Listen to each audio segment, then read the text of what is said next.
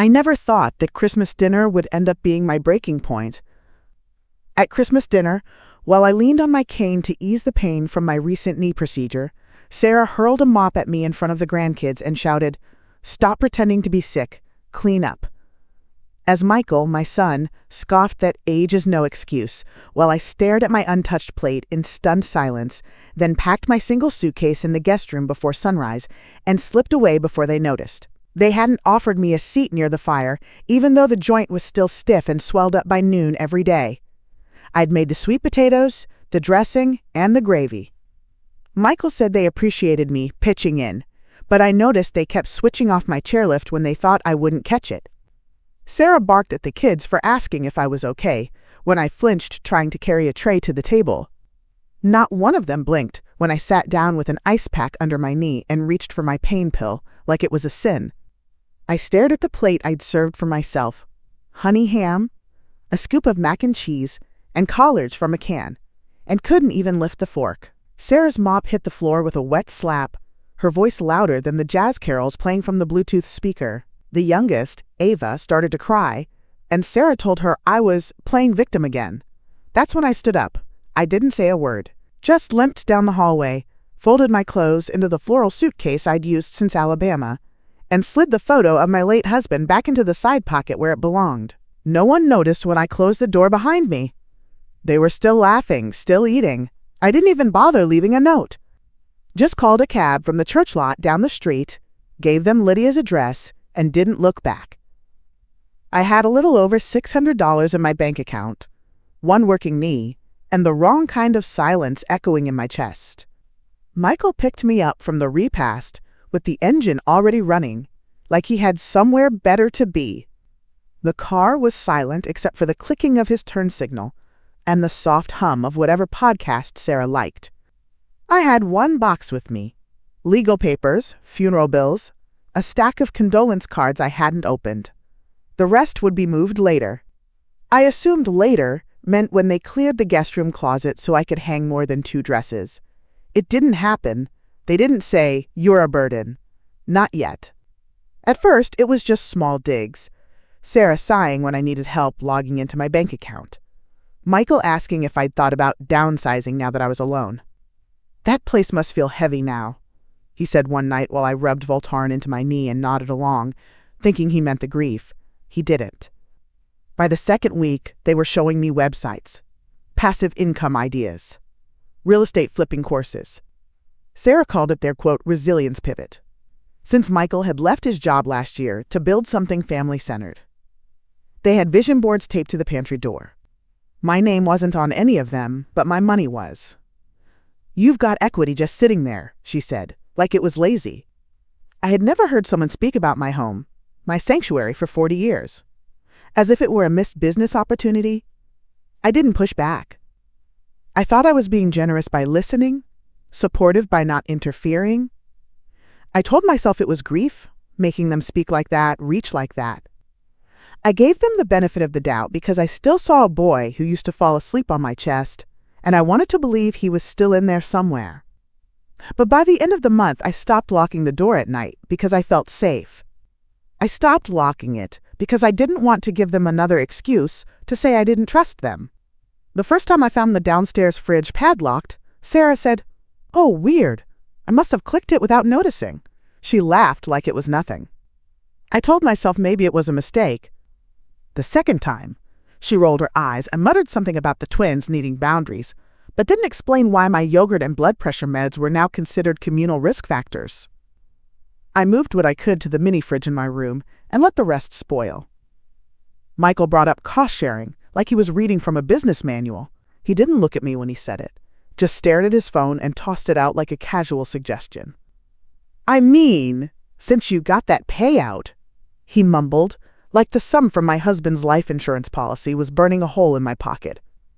I reminded him gently that most of it was set aside for my surgery, post-op care, and emergencies. He nodded like he understood, then said, "But you're not in crisis right now, right?"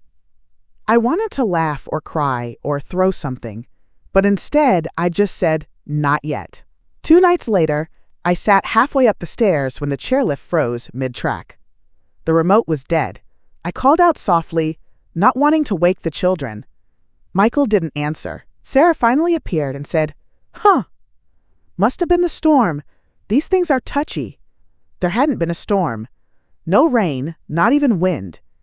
I asked if she could check the outlet. She leaned down, fiddled behind the unit, then gave me a sheepish smile. "Oops, this must have come loose."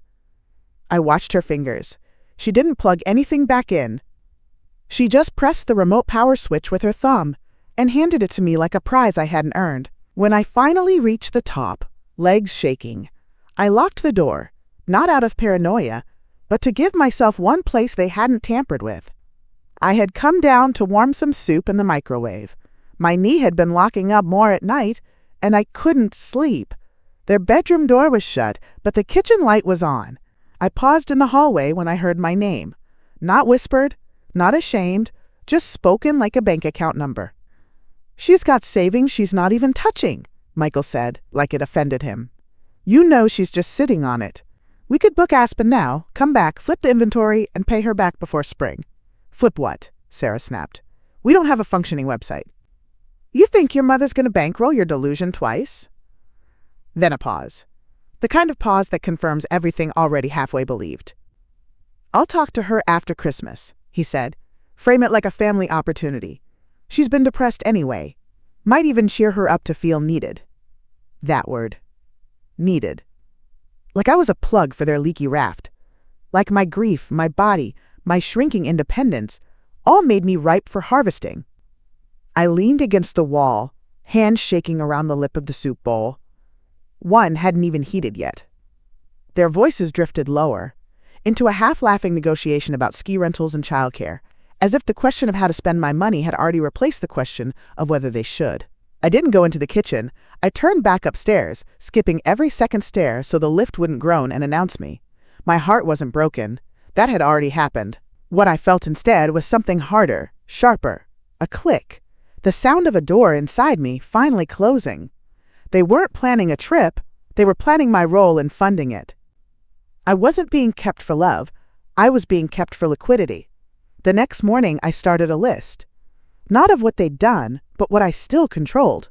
My name, my accounts, my voice. I wrote it in pen, then underlined it. Lydia dropped me off at the church an hour early. I waited in the side vestibule with a lukewarm coffee and my fingers wrapped tight around that folder like it was oxygen. I hadn't opened it in weeks. Couldn't bear to, but I knew exactly what was inside. 34 pages, sorted and dated, with handwritten notes in the margins. I'd built that file the same way I used to prep my Sunday school lessons. Thorough, quiet, and full of doubt I never let show. Margaret greeted me in a navy pantsuit and orthopedic flats. Her handshake was dry, but strong. We met in a small office off the kitchen, where someone had left a stack of hymnals on the floor. She didn't waste time with pity, just motioned for the folder.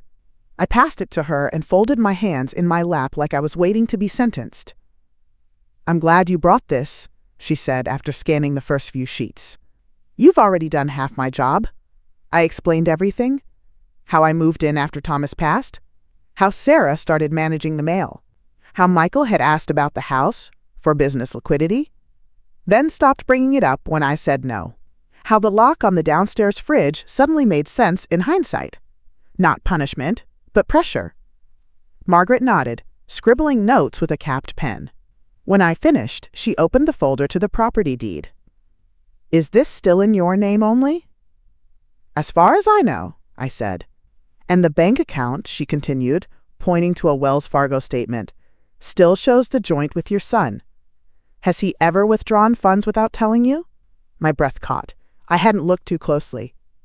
"I think so," I said finally. She clicked her pen and underlined 2 deposits. "We'll start here. Next step is pulling full activity reports for the last 6 months. If anything's missing, we'll find it. And if anyone's lying, we'll catch it." I nodded. Not because I was ready, but because I finally had someone sitting across from me who didn't flinch. That afternoon, Margaret flagged one deposit in particular, $25,000 missing from my joint account with Michael, and found a notarized loan agreement, supposedly signed by me, dated 1 week after my surgery, which I had no memory of seeing. We sat at the library, tucked into a corner room meant for quiet study. Margaret's laptop was already open, her notes organized in tight rows. I handed her my account login, something I'd never shared before, and watched her scroll through months of activity with sharp, deliberate movements. She paused, adjusted her glasses, and turned the screen toward me. There, September 21st, 25,000 withdrawn to an outside business account, ME Holdings. Do you recognize that name? I didn't. I stared at the line item, at the date. That was the week I couldn't make it down the stairs without help. I was still icing my knee 3 times a day, still relying on Sarah to bring me tea and medication. I didn't even know what day it was half the time. She opened a scanned PDF from the bank system. Here's the attached loan agreement. My name sat at the bottom of the page, the signature loose and slanted. I could barely recognize it. Dated September 18th, 1 week after surgery. I tried to remember anything. Signing papers, holding a pen, giving permission. But all I could picture was lying in bed while Sarah folded laundry and said, "Don't worry about these right now." "No memory of this?" Margaret asked. "None." She pointed to the notary section. "Mobile. No witness. No office listed. This kind of thing only passes if no one checks." She took a photo of the document, copied it to her flash drive, and wrote down the notary license number. "We'll request branch footage. If you weren't there, it's forgery. And forgery tied to theft carries weight." I sat back, staring at my name, how easily it had been dragged into their scheme. "Do it," I said. My voice didn't shake this time. The next morning, I dressed in my best slacks and low heels, the ones I usually saved for church, and took a bus to the main credit union downtown. I didn't tell Lydia or Margaret the first was going. I needed to walk in as myself. No advocate, no interpreter, just a woman with her name still on the line. The teller at reception directed me to a manager named Corey. Young, polite, but hesitant once he realized what I was asking. I slid a copy of the loan agreement across the desk and said, "I need all documentation related to this transaction and footage from September 18th. If you have branch cameras, I want to see who brought this in." Corey asked if I'd been present. I told him calmly, "No, and that's why we have a problem." He stepped out to, quote, "check with compliance," and returned 15 minutes later with a printout of activity logs and a tablet linked to archive security footage. The first clip showed Michael entering the branch alone. No wheelchair, no assistance, no hesitation. He went straight to the counter, passed a sealed envelope to a clerk, waited while she scanned something into the system, then signed a form and walked out. He was in and out in under 10 minutes. The date stamp was clear. September 18th, 2:41 p.m., Corey kept glancing at me as the clip replayed. "I'm sorry, ma'am," he said. This doesn't match what the document suggests." I nodded. My throat was dry, but I wasn't surprised, just tired. I took the log, requested a copy of the footage, and signed the official release form. Corey asked if I'd like to file a branch incident report. I said no, for now. By the time I stepped outside, the sun was already dipping low. I called Margaret from the sidewalk and gave her the update, every word steady. For the first time in weeks, my voice didn't tremble. "I have proof," I said. "Let's move." I waited until morning to call him. I didn't want to give him the excuse of being tired or caught off guard. I sat at Lydia's kitchen table, the bank footage on a USB beside my tea, and let it ring 3 times before he picked up. His voice was clipped. "Hey, Ma," like I was interrupting something important. "I reviewed the account," I said evenly. "I've seen the video. You were alone. I was never there. That loan was unauthorized, and I'm taking steps to report it." There was a long pause. Then he laughed. Sharp, bitter. "Are you serious right now? You forged my signature, Michael. You said it was fine," he snapped. "Back in September. You don't remember? I was on painkillers. You waited until I couldn't say no." "I didn't do anything illegal," he said quickly. "You always said family helps family. You never had a problem with me handling the bills before." I ended the call before I said something I couldn't pull back. 10 minutes later, Sarah's text started.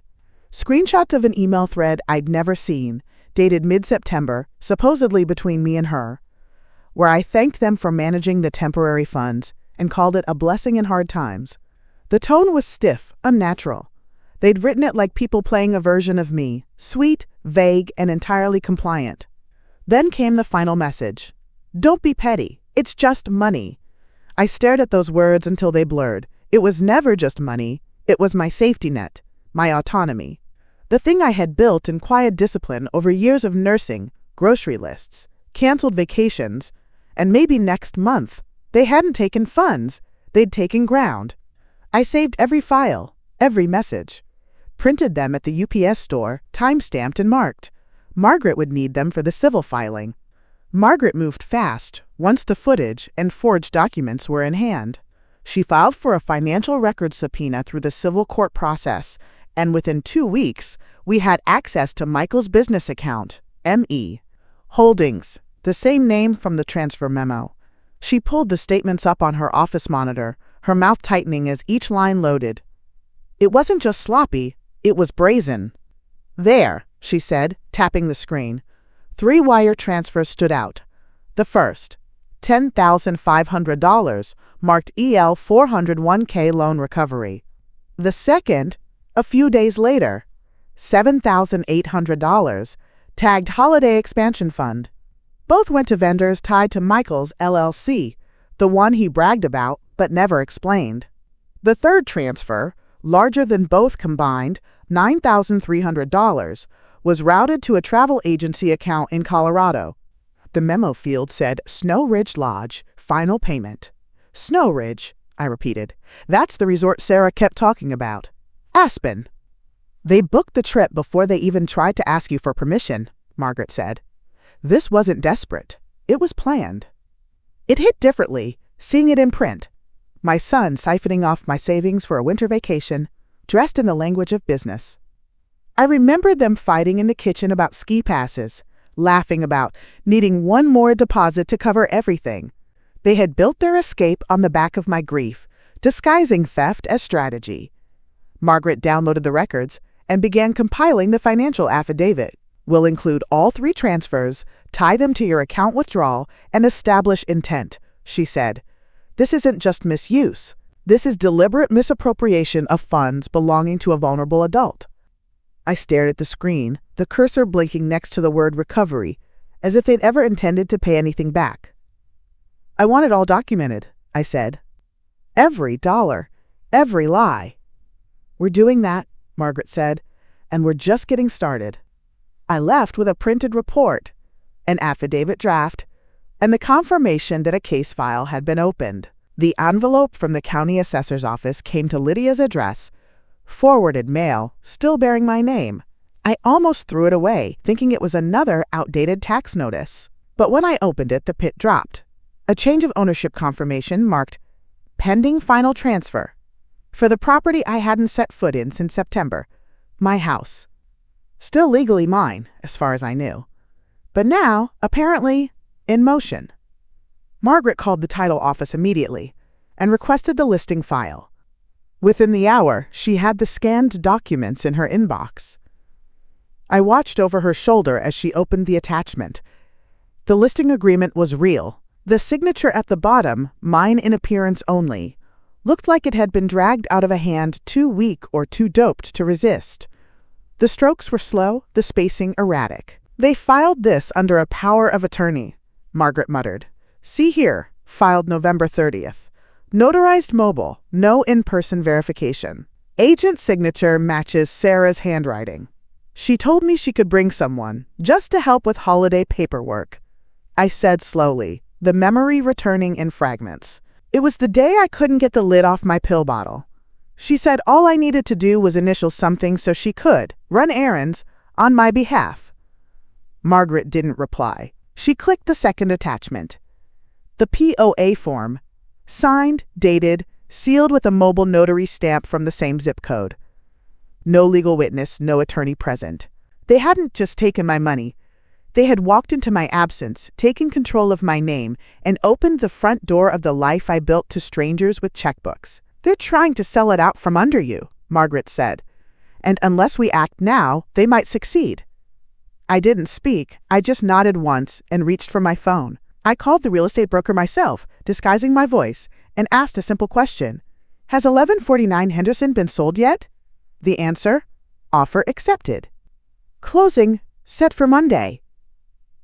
I stood in Lydia's guest bathroom, door locked, towel under the gap so the sound wouldn't carry. My voice shook as I dialed, not from fear, but from how carefully I had to lie. I used a soft, practiced tone, the kind nurses use when asking for pain levels without scaring a patient. Hi, I said. I'm calling on behalf of my aunt, Elaine Carter. Just checking whether the property sale went through? The broker was brisk, polite. Yes, 1149 Henderson closed yesterday. Everything's finalized. Wire confirmation went out this morning to the managing party on file. And that party's name? I asked, still keeping my tone light. I'm afraid I can't share that without authorization, but it's the individual listed under her power of attorney. Sarah? He kept talking, something about post-closing paperwork, local taxes, market value, but I barely heard it. I stared at the tile floor and felt a slow, icy spread through my legs. The kind of chill that doesn't come from weather, but from knowing, with certainty, that something final has happened. I thanked him, hung up, and leaned against the counter to keep from sliding to the floor. They'd done it. They'd sold the home where my husband and I spent 4 decades building a life.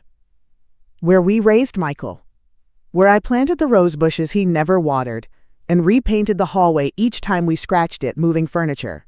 They hadn't asked, they hadn't warned me. They'd stolen something I'd earned 1 monthly payment at a time, and now it was gone, wired out like a business transaction.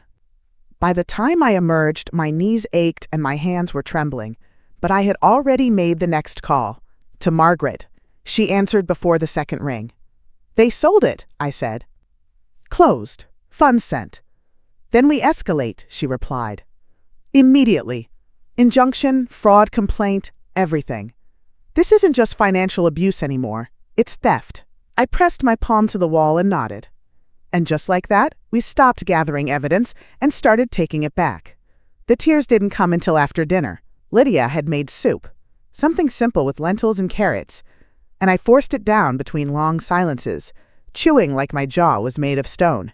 She didn't push, just cleared the dishes, brought me a mug of peppermint tea, and turned off the overhead light so the shadows wouldn't feel so sharp. I sat on the edge of the mattress, hands clenched in my lap, watching the wall like it might offer answers.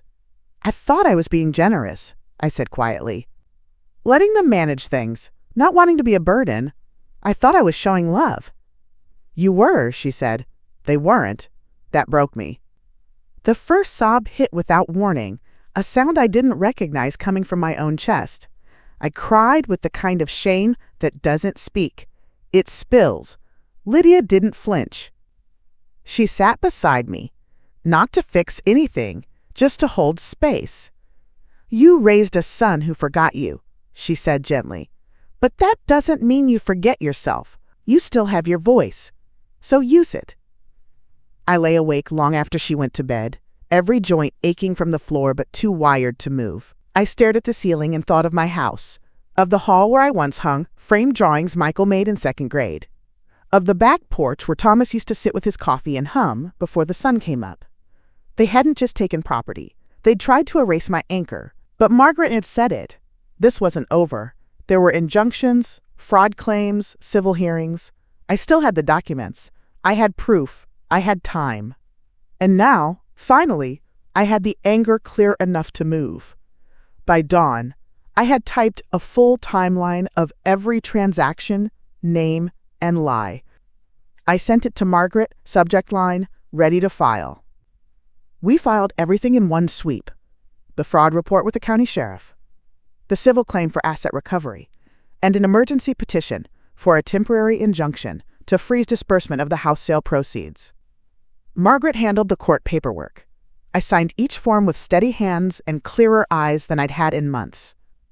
At the clerk's office, I paid the filing fee with a debit card tied to the one account Michael hadn't touched. When the clerk stamped the documents and handed me the receipt, I folded it into my wallet like armor. They're not going to see this coming, Margaret said, They think you're still too quiet to fight."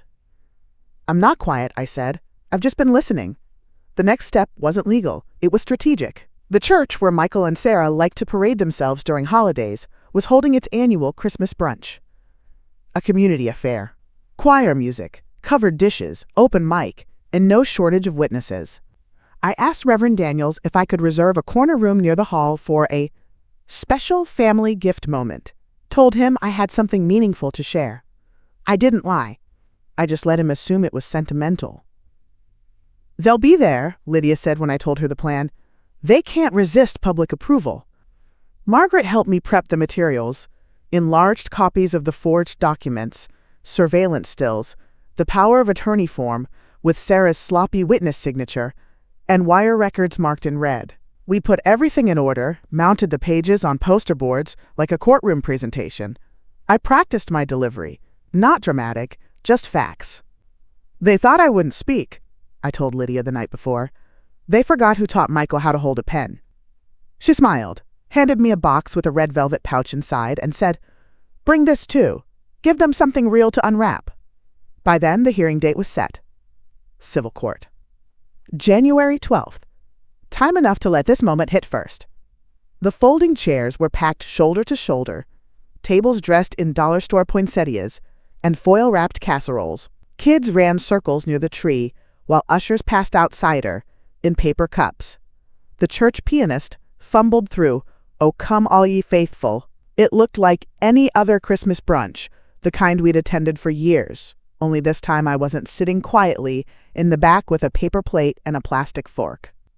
I stood just off stage, velvet pouch in hand, poster boards hidden behind a curtain. When Reverend Daniels called my name, I walked to the mic in my red blazer, my Sunday best from back when Thomas was alive, and cleared my throat.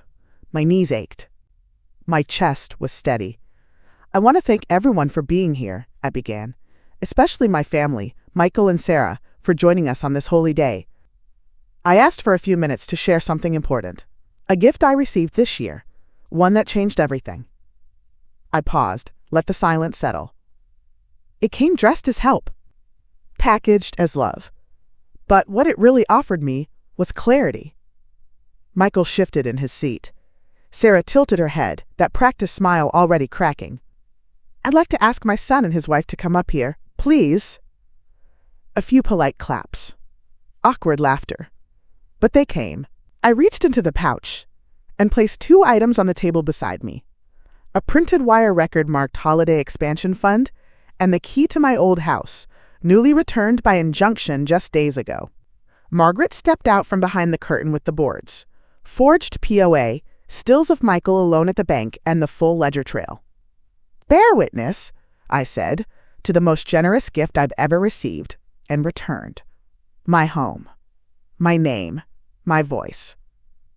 Margaret took the mic without hesitation. She didn't raise her voice. She didn't need to. Each document spoke louder than we ever could. She walked the room through the timeline, starting with the $25,000 siphoned through a forged signature, then the bogus power of attorney filed under sedation, and finally, the sale of my home using stolen authority. Every fact backed by evidence, every transaction matched with a name and date. I watched Sarah freeze. Her face twitched once, then again, like she couldn't decide between outrage or retreat.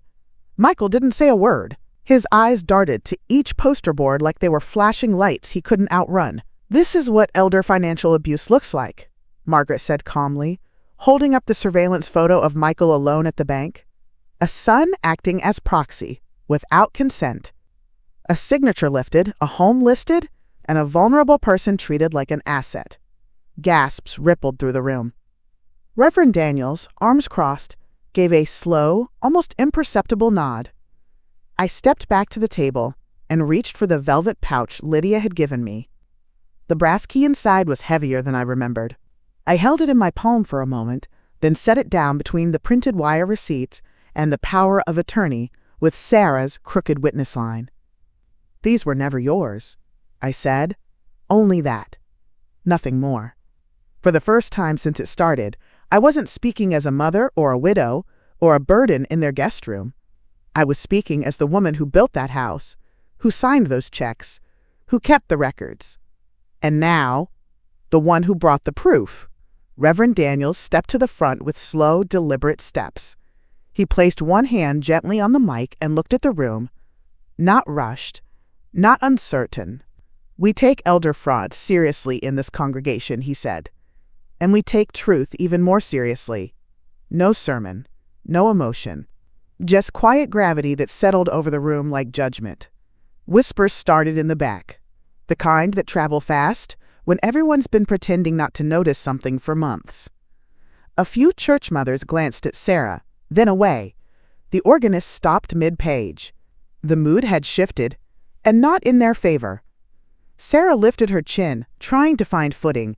If there's been a misunderstanding, Elaine, why didn't you just talk to us? We would have worked something out." She looked to the crowd as if hoping someone would jump in and rescue her from the weight of the evidence now displayed for all to see. I didn't move. Michael, still silent, stared at the notary stamp on the forged POA like he couldn't believe it was being read aloud in front of witnesses. His face went red at the edges, his hands gripping the back of a chair. He opened his mouth once, then shut it again. Margaret didn't add a word. She didn't need to. The documents were laid out like a trial, and their silence did the rest. "You know," Lydia said from the front row, not loud but clear enough, "when someone shows you who they are, believe them. Elaine believed too long. That stops today." Sarah turned toward her, lips parted like she might object, but nothing came out. They had spent months building a story behind closed doors. Now the doors were wide open, and their story was crumbling in the daylight. Margaret stepped forward again, this time holding a folded letter from the county court. "For those wondering where this all stands legally," she said, "we filed for full restitution.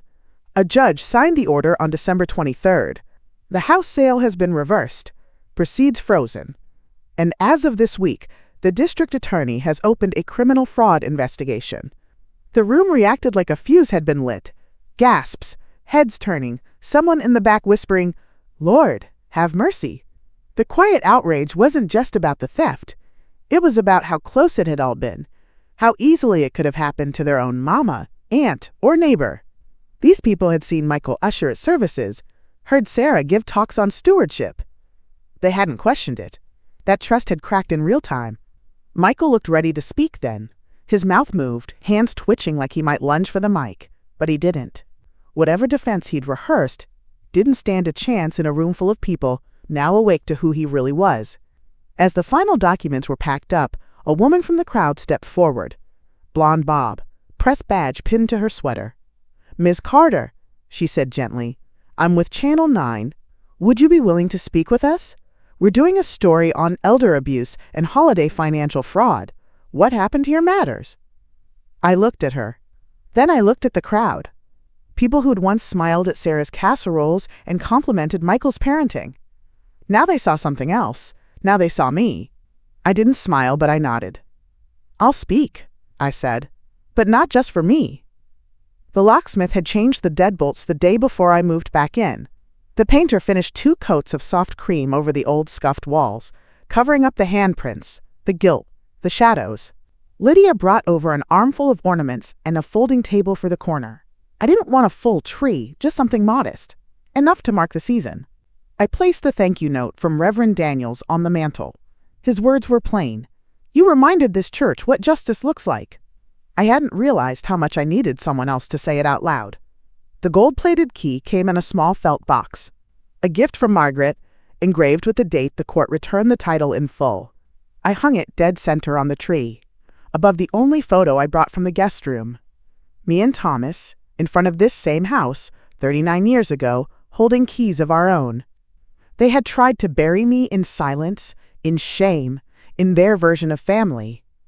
But I was back in my chair, windows open, the air crisp and real, no locks I didn't choose. This house was mine again. So was my name, and I wasn't giving either up again.